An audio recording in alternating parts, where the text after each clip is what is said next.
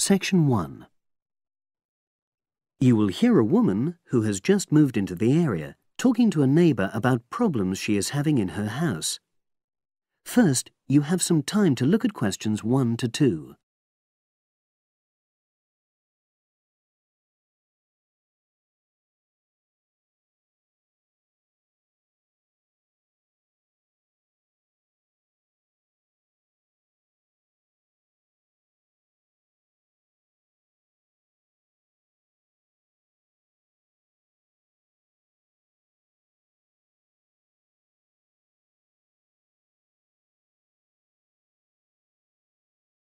You will see that there is an example which has been done for you. On this occasion only, the conversation relating to this will be played first. Oh, hi Ruth. How are you? I'm sorry to bother you, Alistair, but I've been having some problems. Oh, come on in. What's happened? Basically, I had a leak from one of the pipes in the bathroom, and water started coming through downstairs, and the kitchen ceiling's badly stained. I've got the leak fixed temporarily, but I wasn't happy with the plumber, and I wanted to ask your advice. Of course. Well, the first thing I'd say is make sure you choose a local company. That way, if things go wrong, you're close by and it just makes things easier. Alistair says that Ruth should choose a local company, so local has been written in the space. Now we shall begin. You should answer the questions as you listen, because you will not hear the recording a second time. Listen carefully and answer questions 1 to 2. Oh, hi Ruth. How are you? I'm sorry to bother you, Alistair, but I've been having some problems. Oh, come on in. What's happened? Basically, I had a leak from one of the pipes in the bathroom, and water started coming through downstairs, and the kitchen ceiling's badly stained. I've got the leak fixed temporarily, but I wasn't happy with the plumber, and I wanted to ask your advice. Of course. Well, the first thing I'd say is make sure you choose a local company. That way, if things go wrong, you're close by and it just makes things easier. Let me write this down. Right. Yes. The plumber who fixed things yesterday was from quite far away, but I chose him because his advert said he did emergency repairs. Well, fair enough. You needed something in a hurry. But another piece of advice I'd give is try to avoid calling anybody on weekends. That'll really bump up the prices. Leave it till Monday if you can. Well, yes, I think I can do that, because the temporary fix should hold. And obviously I'll need the ceiling plastered and eventually redecorated. Yeah, sure. So who would you recommend? Is there a directory? Well, there's quite a good website covering this sort of work. It's www.plasdeco.com. Is that with a K? A C. PLASDECO.com. Got it. Well, I'll try and have a look at that. Yes, it gives price and quality comparisons. Oh, that'll be useful. But I find personal recommendations really helpful as well. You know, you can find out whether you can rely on the company. Well, I know a couple of reasonable plumbers and also some plasterers. Great. Before you hear the rest of the conversation, you have some time to look at questions 3 to 10.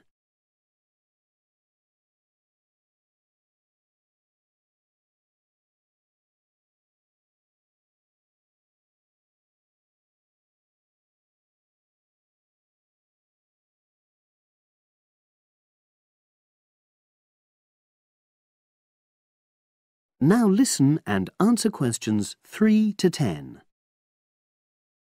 There's a company called Peaks Plumbing. Now, they're a father and son team. They're really friendly and they tell you information you need in a clear way, you know, so they really understand what the problem is. Right, well, that's good to know. Are they reliable? Well, that's a downside. Every single time I've used them, they arrive late. And friends have said the same thing. But is the work good quality? Absolutely. Another one is John Damerel Plumbing Services. He's very good. How do you spell the surname? Damerol. Right, got that. And does he do high-quality work? Well, it's fine, you know, but I wouldn't say that was his main point. Basically, he comes out cheaper, you know, than other people. I sense there's a but. Is he unreliable? Oh, he comes when he says he's coming, but he's not very courteous, and he has the tendency to be messy, you know, so you have quite a bit of clearing up to do. Okay. So it's up to you. They're both good workers, and they won't cheat you. Right. And you said you knew some plasterers? Yes, a company called Simonson Plasterers did our living room last year.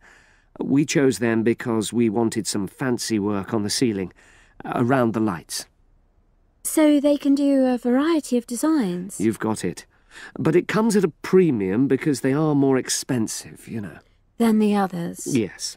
Or you could go for a one-man firm called HL Plastering. Harry Lester. He's fine, very reliable, if all you want is a simple job.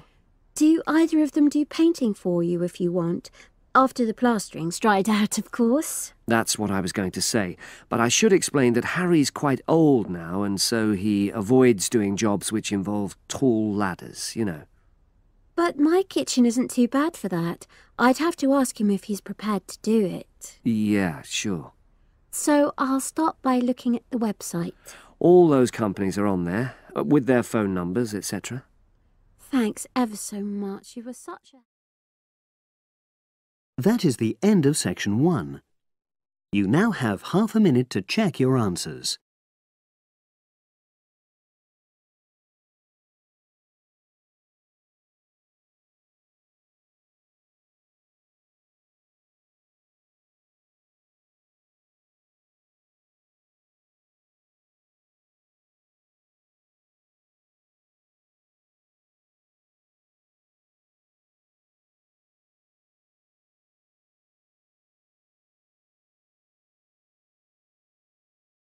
Now turn to section 2. Section 2. You will hear the education officer in a museum giving a talk to school students who are about to start a one-week work placement in the museum. First, you have some time to look at questions 11 to 15.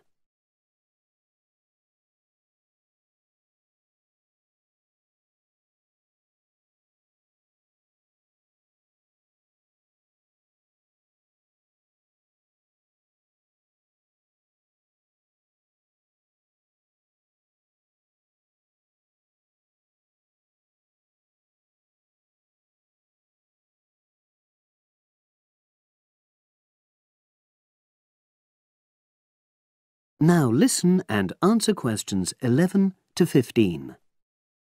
Good morning and welcome. We're really pleased that you're going to be joining us next week for your work placement. Now, each of you will already have met the member of museum staff assigned to supervise you. In this short talk today, I'll be giving you more general information which will be relevant to all 6 of you.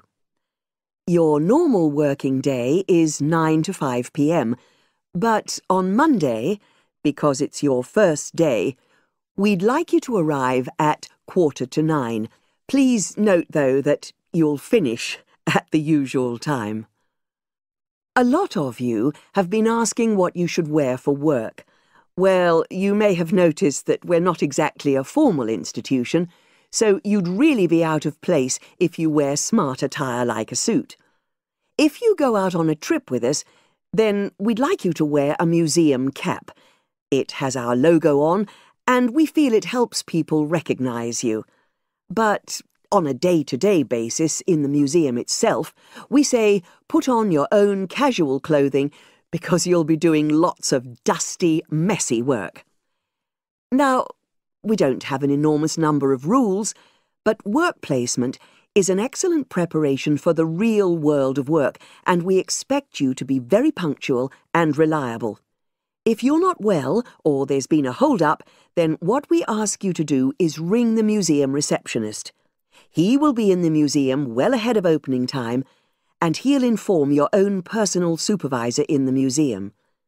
If you're away for more than one day, we'll inform your school tutor.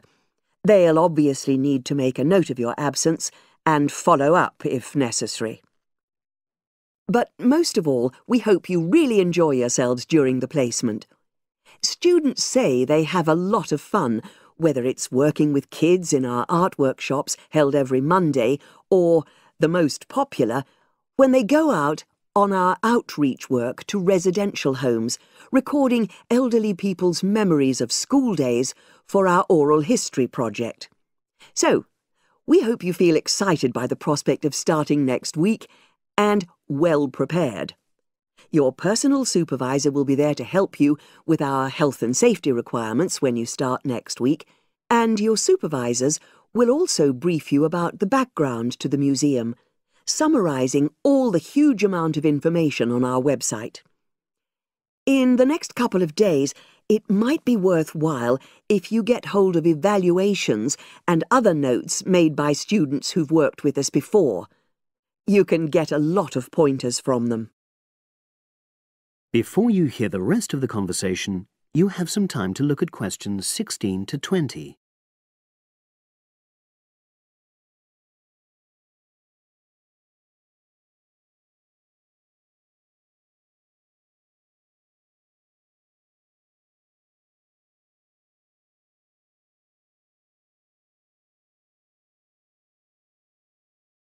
Now listen and answer questions 16 to 20. Now, before I finish today, I wanted to help you find your way around the museum. When you start next Monday, the first thing you'll need to do is sign in. Come through the main entrance and you'll see the main staircase straight ahead. To the right of this is the statue of the horse, and just behind that is a door. Go through that, and that's the sign-in office. Now, on the first day, you'll be working in Gallery 1. You'll find this as follows.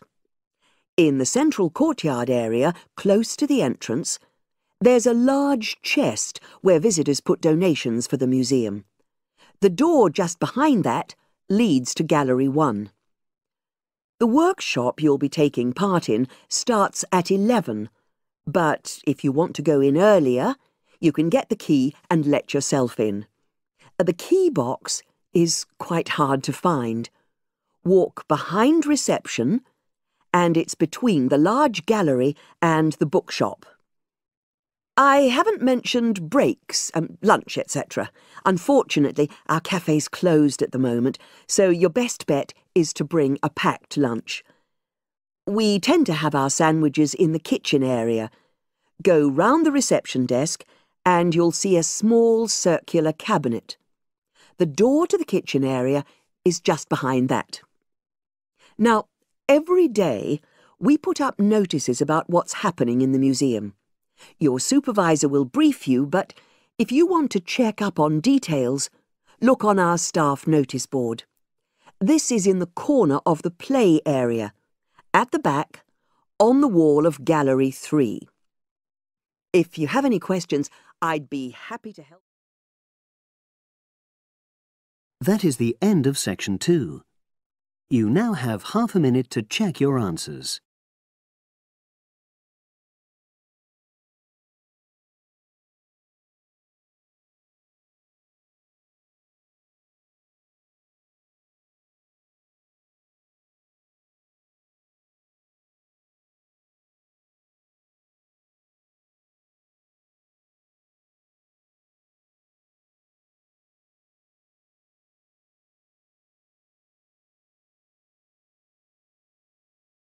Now turn to section 3.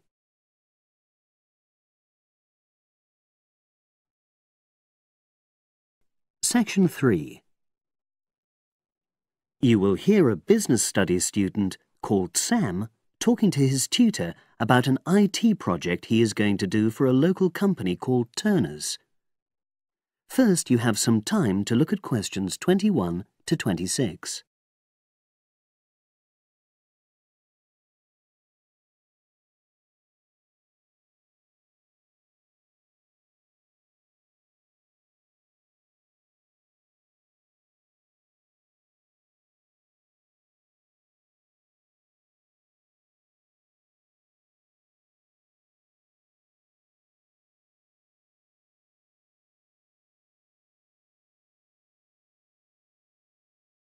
Now listen and answer questions 21 to 26.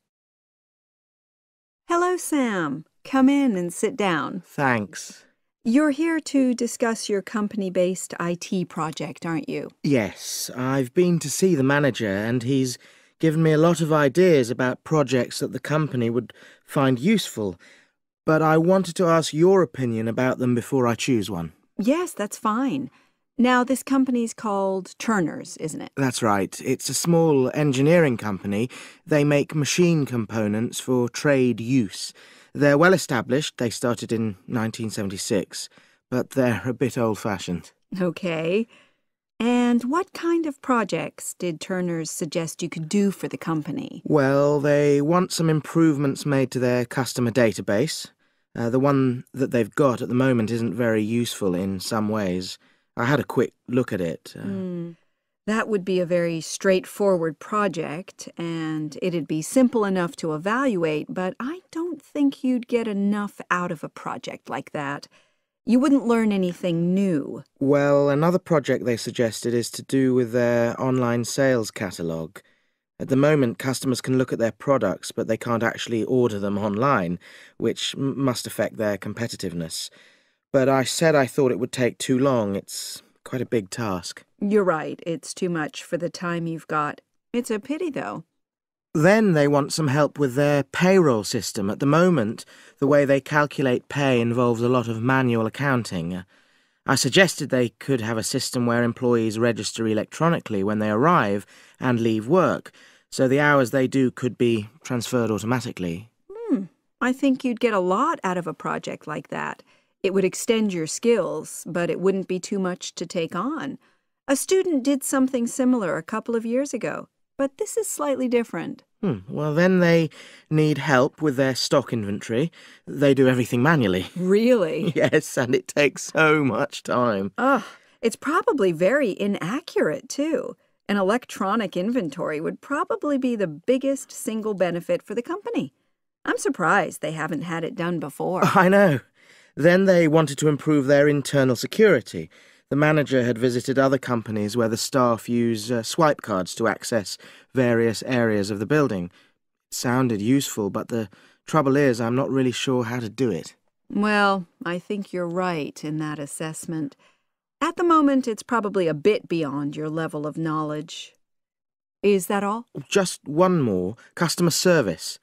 They want to be able to collect feedback from their customers in a more systematic way. At the moment, it's a bit of a mess, and they probably lose business as a result. Would that involve you going to see customers at their own premises? Because in that case, you might have to do a fair amount of traveling, and that would incur expenses that haven't been agreed with these companies. I never thought of that. Well, it might not be a problem, but it's something that needs clarifying. Well, I hope that's been helpful in narrowing down the options. Yes, it has, thanks. I'll be able to make a decision now. But while I'm here, can I talk to you about coursework? Sure.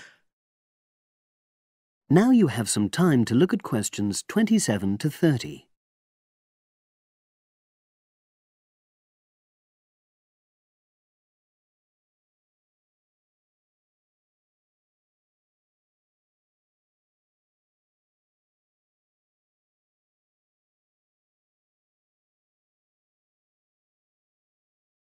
Now listen and answer questions 27 to 30.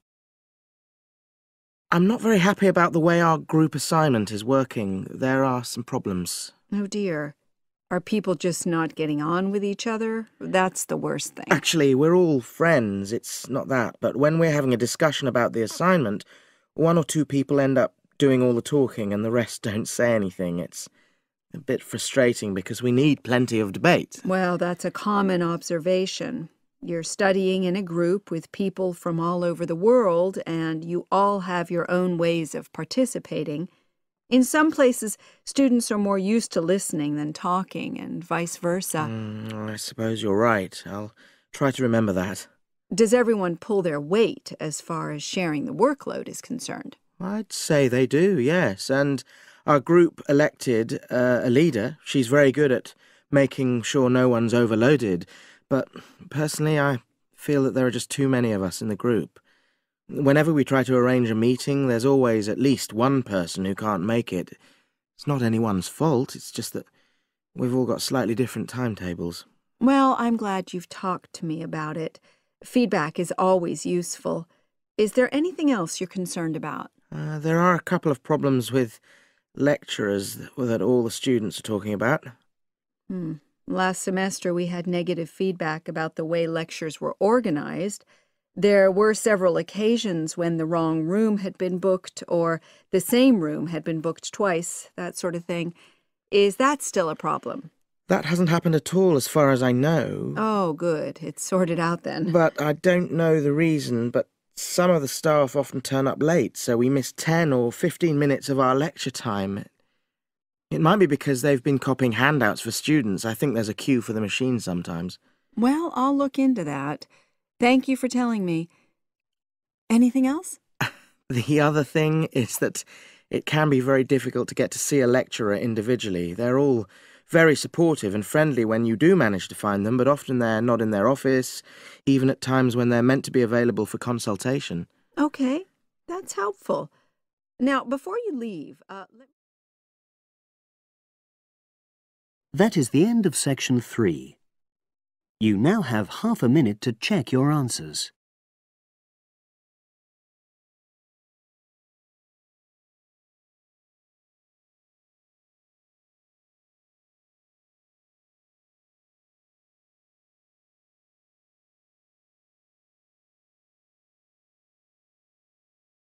Now turn to section 4. Section 4. You will hear a wildlife expert giving a talk to a group of bird lovers in the UK about a species called the tawny owl.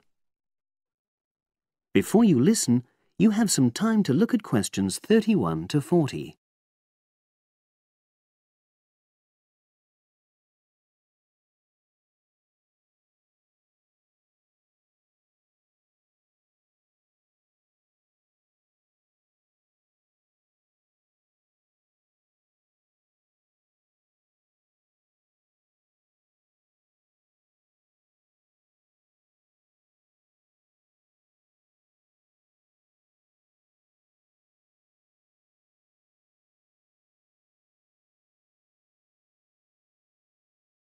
Now listen and answer questions 31 to 40.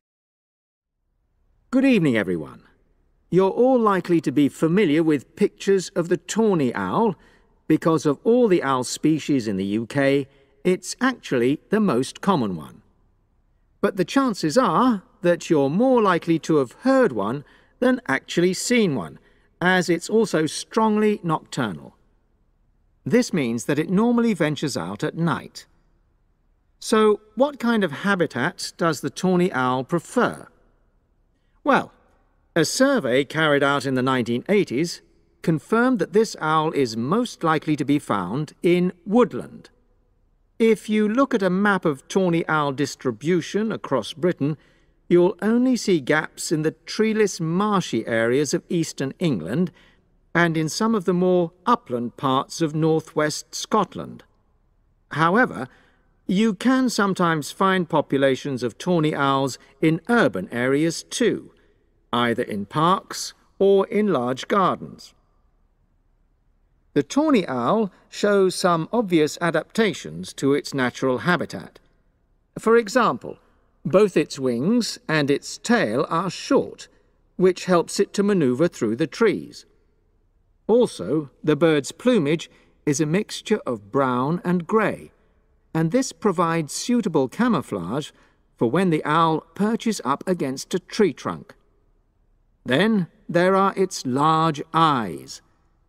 The tawny owl's visual capacities are considerably better than those of humans, and although it can't see in complete darkness, it's sufficiently well equipped to be able to navigate its way around woodland on all but the most overcast nights. Another factor that contributes to the tawny owl's success as a hunter is its excellent memory of the layout of different areas. If you combine this ability with the owl's strongly territorial and sedentary nature, most populations of tawny owl are sit-and-wait predators, you realise that it has a good opportunity to predict where prey might be found. Finally, as well as having large eyes, the owl's sense of hearing is excellent, and this helps it to locate potential prey as it sits on its perch.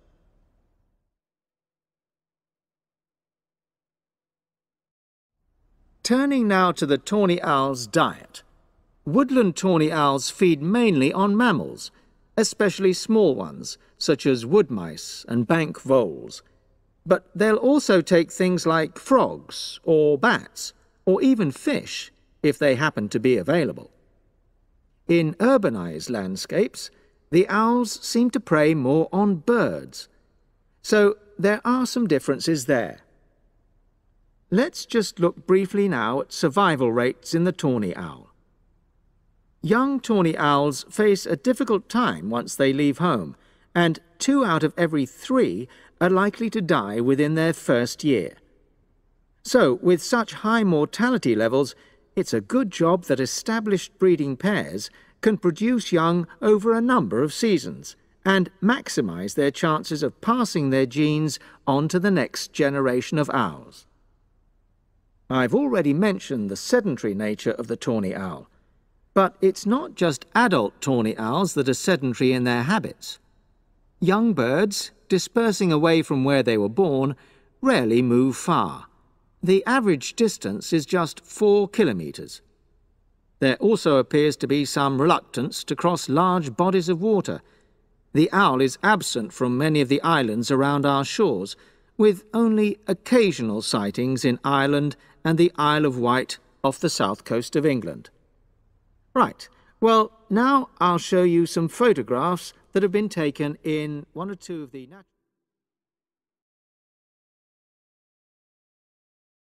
That is the end of section 4.